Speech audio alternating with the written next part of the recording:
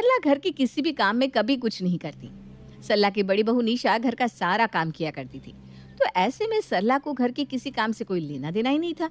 अरे सरला, तुझे कितनी बार कहा है अपनी बालकनी को साफ क्यों नहीं करवाती? तेरी बालकनी से जितने भी चूहे हैं ना, वो मेरे घर में चले आते हैं।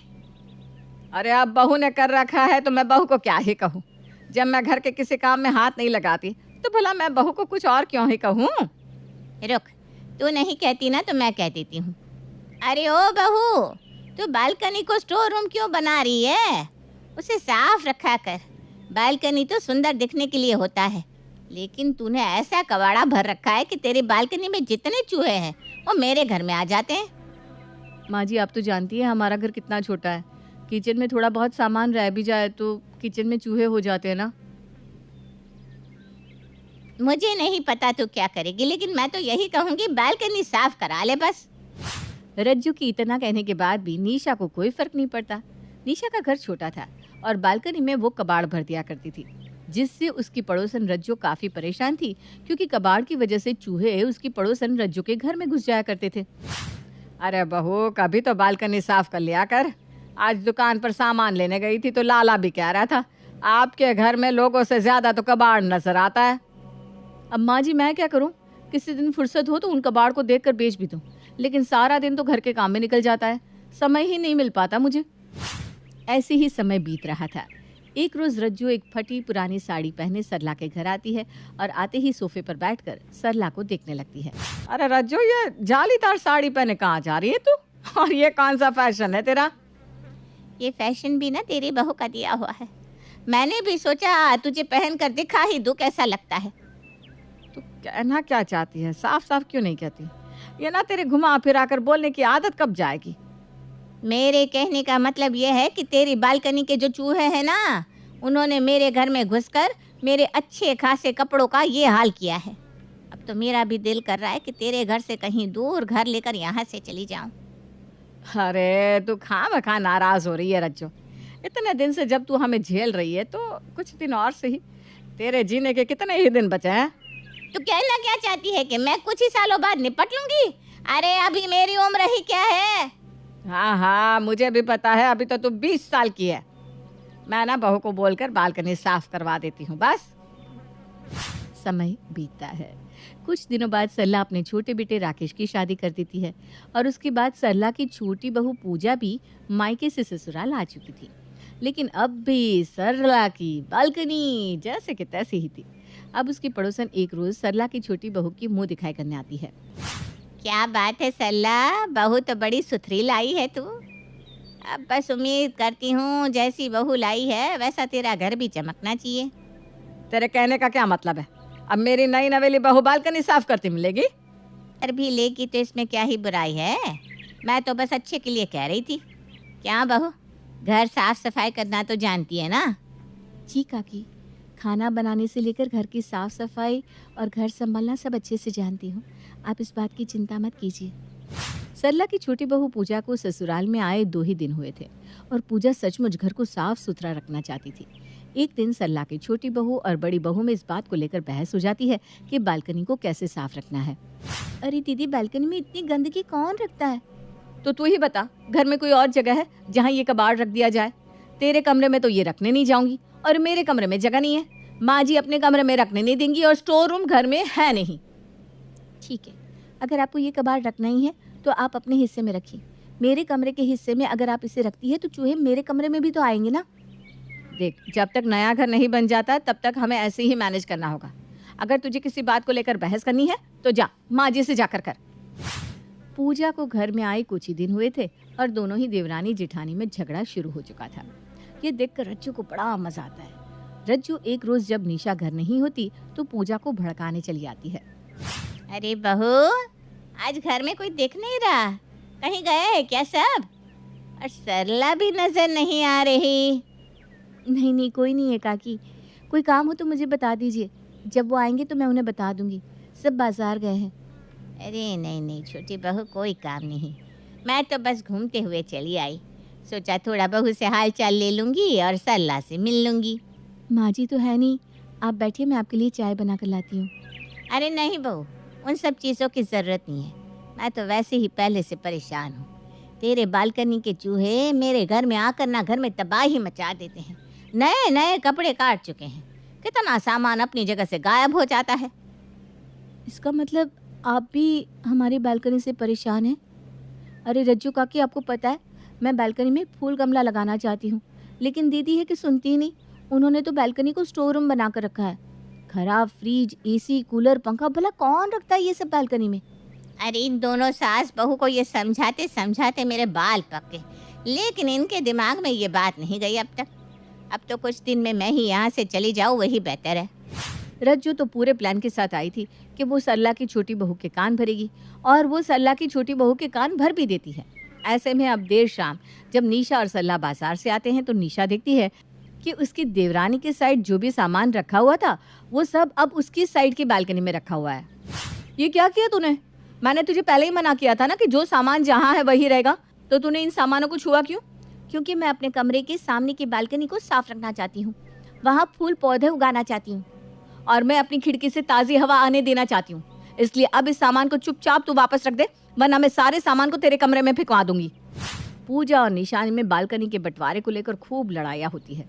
ये देखकर रज्जू को बहुत मजा आ रहा था, लेकिन सरला अपना सर पीट रही थी कि एक बालकनी के लिए उनकी दोनों बहुएं किस तरह लड़ रही हैं। दोनों के दोनों चुप हो जाओ, बहुत हुआ दोनों का। कितनी बार समझाऊं तुम दोनों को? माँ जी, ये दीदी सही नहीं कर रही है। अपनी तरफ का कबाड़ मेरे उधर क्यों फेंकवा रही है? मैं तो सालों से उसे कहते कहते थक गई, बालकनी से ये कूड़ा क्यों नहीं हटा देती, लेकिन वो सुनती कहाँ है। और तुम दोनों हो कि एक बालकनी को लेकर हर दम झगड़ते रहते हो। तो माँ जी, आप ही बताइए क्या करूँ? जहाँ गमले फूल पौधे लगाने चाहिए थे वहाँ पर तो पूरा कबाड़ रखकर चूहे कीड़ी मकोड़े भर रखे हैं आपने। रात में ढंग से खिड़की भी नहीं खोल पाती मैं। तुम दोनों को मैं समझा समझा कर थक गई हूँ, लेकिन तुम दोनों होके समझने का नाम ही नहीं लेती। और बहू, तुझे तो आए हुए अभी 1 महीना भी नहीं हुआ और तू बिना बात के झगड़ती रहती है। इस तरह सरला अपनी दोनों बहू की लड़ाई शांत करवाती है। कुछ दिन तक तो दोनों बहुएं एक दूसरे से बात नहीं करती, लेकिन एक रोज जब निशा कबाड़ की एक और बोरी बालकनी में रख कर आती है तो पूजा को गुस्सा आता है। अब मैं दीदी की ये हरकतें बर्दाश्त नहीं कर पाऊंगी। अब तो कुछ करना ही पड़ेगा, क्योंकि माँ जी तो मेरी एक नहीं सुनती और बड़ी वाली दीदी अपनी मनमानी कर रही है। अब दोनों को सबक मैं ही सिखाऊंगी। इतना बोलने के बाद पूजा मार्केट जाती है और मार्केट से एक हेलमेट उठाकर लाती है। और जब सुबह के समय सब अपने कामों में लगे होते हैं, तब कबाड़ के ढेर में जो मधुमक्खी का छत्ता लगा था, पूजा जाकर उसे छेड़ देती है और वो मधुमक्खियाँ सबसे पहले हॉल में बैठी सरला पर हमला करती है। उसके बाद निशा पर, जो हॉल में चाय देने पहुंचती थी। हालांकि पूजा ने तो खुद को अच्छे से कवर कर रखा था। हेलमेट पहने अपने हाथों को ढके पूजा आराम से कमरे में जाकर छुप जाती है।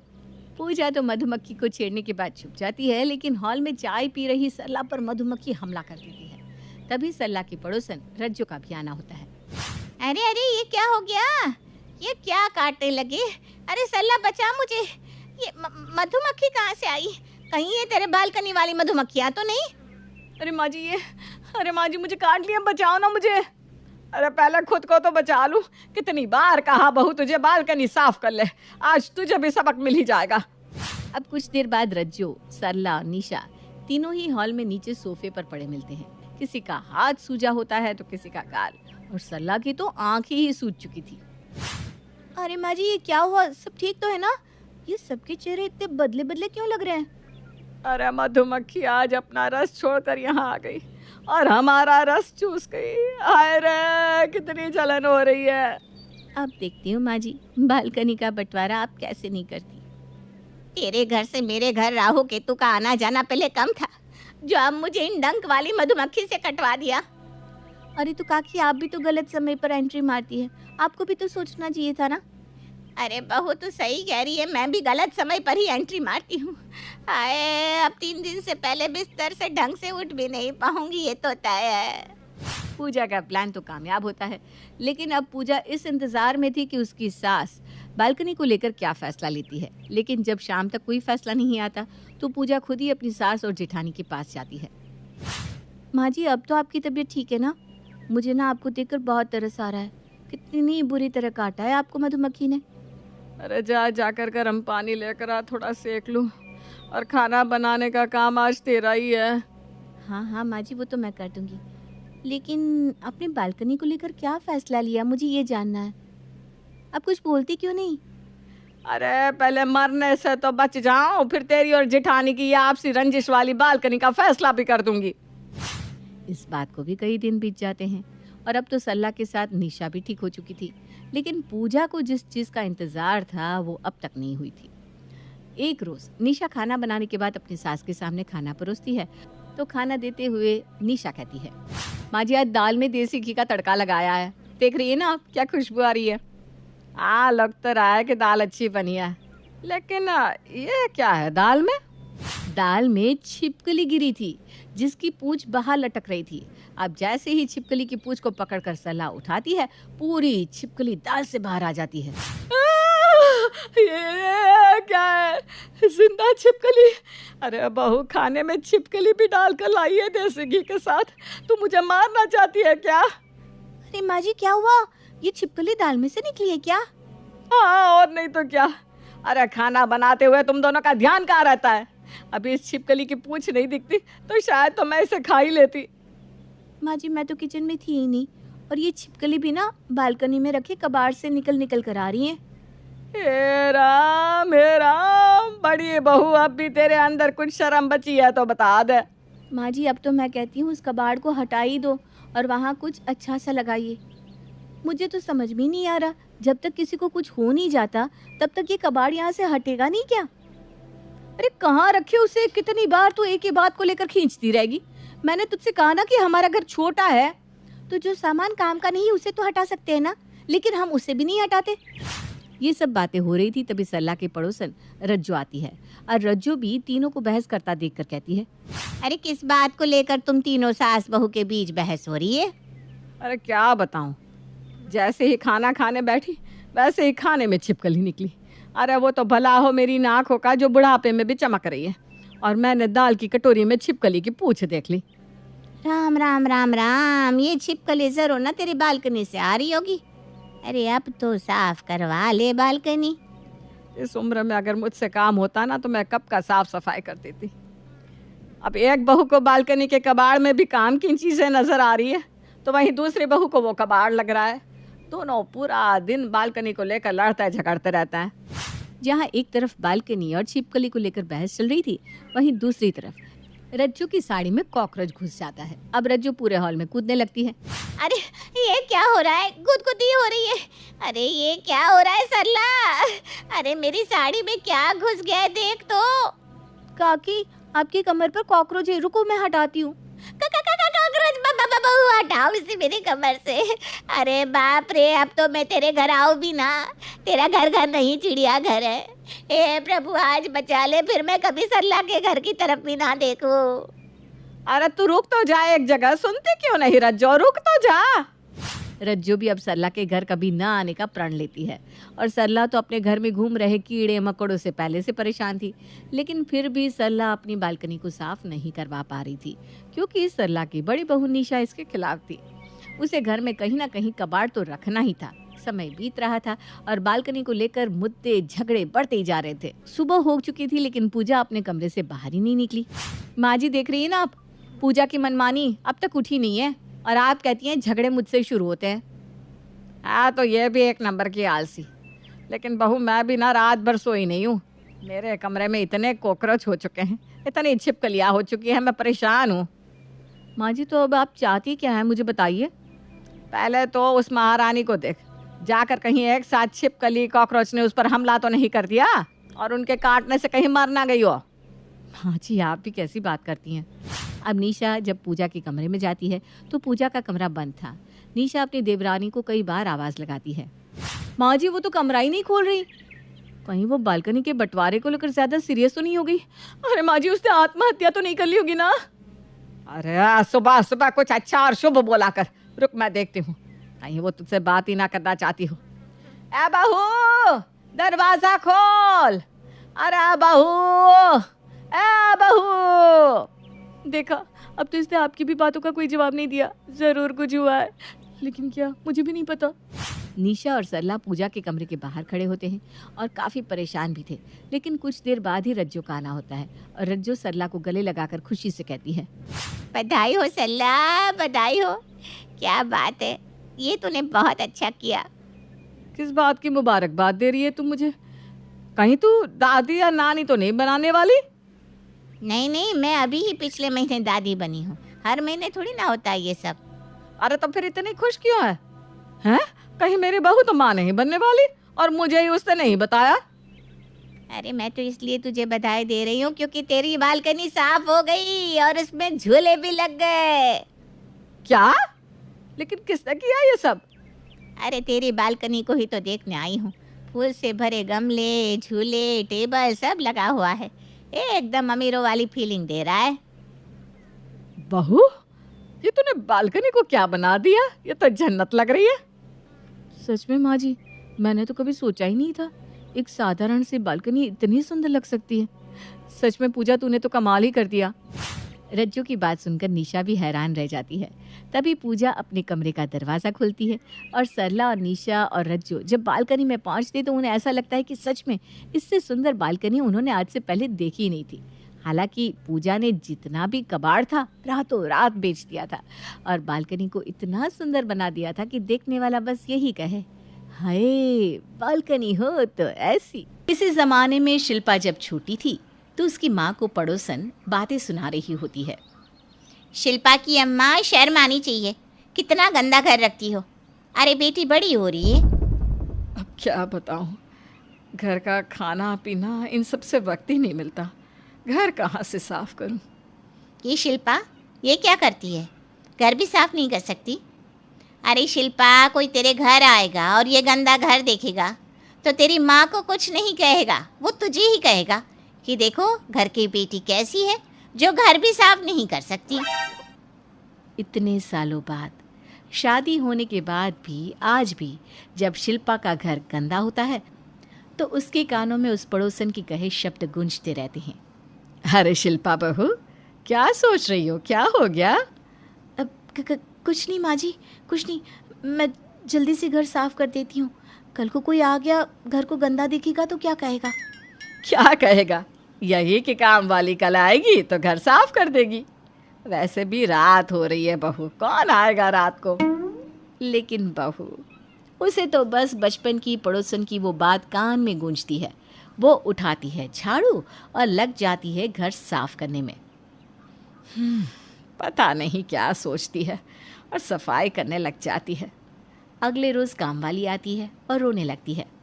अरे क्या हो गया कमला, क्यों रोए जा रही हो? सब ठीक तो है ना? हाँ हाँ माता जी, लेकिन ये क्या, मैं 2 दिन नहीं आई तो आपने दूसरी काम वाली रख ली। दूसरी? अरे ना जी ना, कैसी बात कर रही है? आज के ज़माने में भगवान फिर भी मिल जाएंगे, लेकिन काम वाली कहाँ मिल रही है? पर तू कहीं और जाने की सोच नहीं रही है ना? कैसी बात कर रही हो माता जी? अरे झाड़ू दबा दबा कर लगा रही हूँ, फिर भी एक कचरा भी नहीं मिला। अरे ऐसा लग रहा है कि किसी ने फर्श को जीभ से चाट कर साफ किया हो। बस यही नहीं किया है। मेरी बहू है ना, उसे सफाई का शौक है।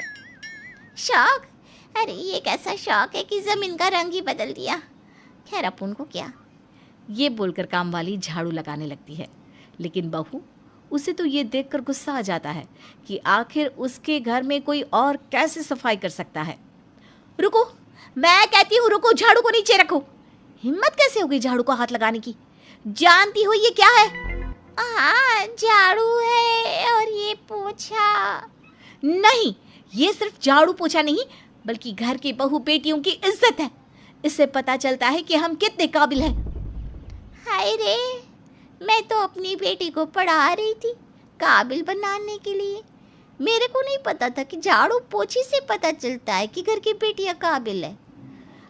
तो क्या मैं स्कूल जाना बंद करा दूं उसका?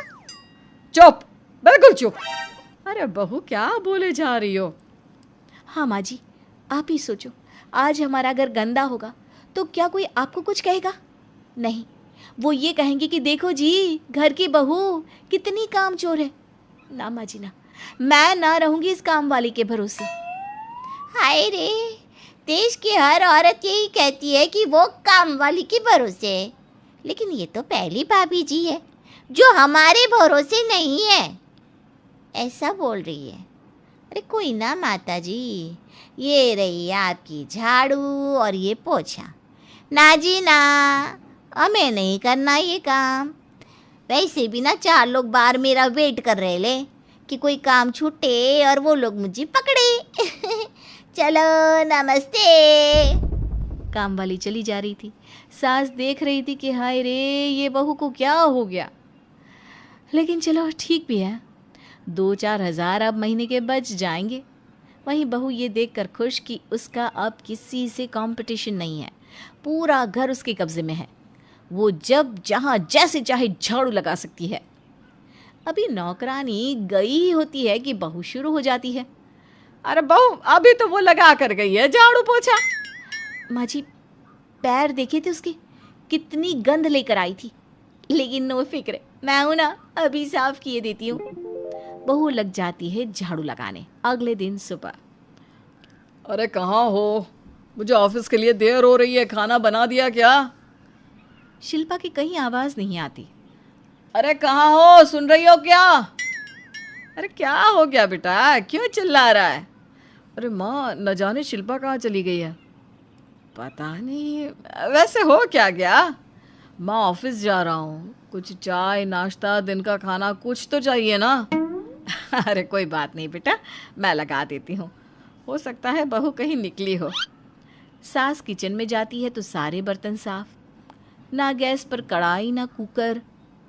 अरे क्या हो गया, बहू ने खाना कहाँ रख दिया? हो सकता है फ्रिज में रखा हो। सास फ्रिज खोलकर देखती है लेकिन खाना उसमें भी नहीं होता। अरे क्या बात है, खाना है कहाँ? तभी उसकी नज़र दूर सड़क के पास पड़ती है जहाँ शिल्पा झाड़ू लगा रही होती है। हाय रे, ये काम वाली कैसे बहू जैसी लग रही है? बहू जैसी है? मुझे तो लग रहा है कि ये बहू ही है। सास बाहर जाती है तो सामने बहू ही होती है। ए बहू, पागल हो गई है क्या? ये सड़क पर झाड़ू क्यों लगा रही है? वो माँ जी, क्या है ना, घर तो पूरा साफ हो गया था, सड़क पर कचरा पड़ा था तो। अरे पड़ा था तो तू क्या नगर निगम की सफाई कर्मी है, जो सड़क पर झाड़ू लगा रही है? बोल। माँ जी, वो कल को। सास को गुस्सा आ जाता है। वो बहू को पकड़कर घर ले आती है। शिल्पा, खाना वो तो मैंने बनाया ही नहीं। क्यों नहीं बनाया? अरे सड़क पर झाड़ू लगाने गई थी इसलिए नहीं बनाया। शिल्पा यार, ये क्या हरकत है? लोग क्या सोच रहे होंगे? अभी लोगों की बात हो रही होती है कि सामने वाली पड़ोसन आ जाती है। अरे माता जी, वो क्या है ना, बुरा न मानना, मेरी काम वाली नहीं आई है। पूरा घर गंदा पड़ा है, कूड़ा ही कूड़ा। घर गंदा, कूड़ा, ये शब्द सुनकर शिल्पा तो मानो ऐसे हो जाती है जैसे उसे पंख लग गए हो। मैं हूं ना, मैं कर दूंगी झाड़ू पोछा सब कुछ। हाँ, मैं भी इसीलिए आई थी। कल तो मेरी काम वाली आ जाएगी और मैं उससे 200 रुपये आपको ज़्यादा ही दूंगी। अरे अगर आप महीने का काम बांध ले तो मैं तो इसके लिए भी तैयार हूँ। क्या चमकता है आपका घर। सास को हैरानी होती है कि ये क्या, मैं जो सबकी बॉस हूँ, मोहल्ले में मेरा नाम चलता है, उसी की बहू को आस पड़ोस के लोग नौकरानी के काम के लिए रखने की बात कर रहे हैं। ज़बान संभाल कर बात करना। ये क्या बोली जा रही हो? माँ जी, ऐसा क्या बोल दिया जो आपको लग रहा है कि उन्हें ज़बान संभालनी चाहिए? अरे इतिहास नहीं पढ़ा क्या आपने? क्यों, इतिहास की किताब में भी आपकी सफाई की चर्चा है क्या? अरे नहीं कैसी बात कर रही है। मैं कहा, वो गांधी जी उन्होंने जो सहयोग आंदोलन छेड़ा था ना, कैसे लोगों के घर यहाँ तक कि बाथरूम तक साफ किए थे, जानती है क्यों? वो कुछ और था, और तू जो कर रही है ना बहू, उसे ससुराल की बेइज्जती कराना कहते हैं। घर में बेचारा पति भूखा बैठा है और तू पड़ोस का कचरा साफ करेगी? जा। अरे तो बोल रही है ना कि पैसे देंगी, उस पैसे का कुक रख लेंगे। भाई मुझे तो कोई बुराई नहीं दिखती, क्यों जी? अब सास को गुस्सा आ जाता है। वो पड़ोसन को भगा देती है, बेटे को किसी तरह चाय बिस्किट देकर ऑफिस भेजती है। फिर वो ठान लेती है कि अब तो बहू की ये झाड़ू पोछे वाली आदत को ख़त्म करके ही सांस लेगी। सास बाहर से ढेर सारी सूखी पत्तियाँ लाती है और सारे घर में फैला देती है। बहू, ये देख कितनी गंदगी है, साफ कर। बहू धीरे धीरे करके सारा घर साफ करती है कि सास बाहर से मिट्टी लाकर डाल देती है। पूरे घर में ऐसे फैला देती है कि पर्दे से लेकर सोफे सब गंदे हो जाते हैं। बहू, ये देख क्या लगा रखा है, पूरा घर गंदा है। कहाँ है तू? बहू जो कि ढेर सारे पत्ते साफ करके बैठी ही थी, तुरंत मिट्टी साफ करने लग जाती है। अरे बहू, ये क्या, पर्दे और सोफे ये कौन करेगा? बहू जो पूरी तरह से थक कर बैठी होती है, वो सास के आदेश पर लग जाती है सफाई करने। अब सास बहू का ये हाल एक दो दिन नहीं बल्कि पूरे हफ्ते करती है। बहू जो कि थक थक कर पागल हो चुकी थी और रात को सोने जा ही रही थी कि बहू, वो जोर जोर से रोने लगती है। रोते हुए नीचे आती है तो देखती है कि पूरे घर में गंदा फैला होता है। माँ जी, मेरी हिम्मत नहीं है, मैं ये सुबह तक साफ कर दूंगी। लेकिन बहू तू ही बोलती है ना, कोई रात में आ जाएगा, घर गंदा देखेगा तो क्या कहेगा कि घर की बहू कैसी है। माँ जी, जो मर्जी कहना है कहे, मैं जा रही हूँ सोने। और आज सुबह भी मैं ये साफ नहीं करूँगी। काम वाली को दोबारा बुला लो, मैं तो कभी जिंदगी में झाड़ू पकड़ ही नहीं सकती। ओह, मेरे हाथ दर्द हो रहे हैं। लेकिन आज के बाद अगर गलती से तूने झाड़ू पोछे को हाथ भी लगाया ना तो ना ना माँ जी ना, अब तो सपने में भी मैं झाड़ू से दूर भागती हूँ।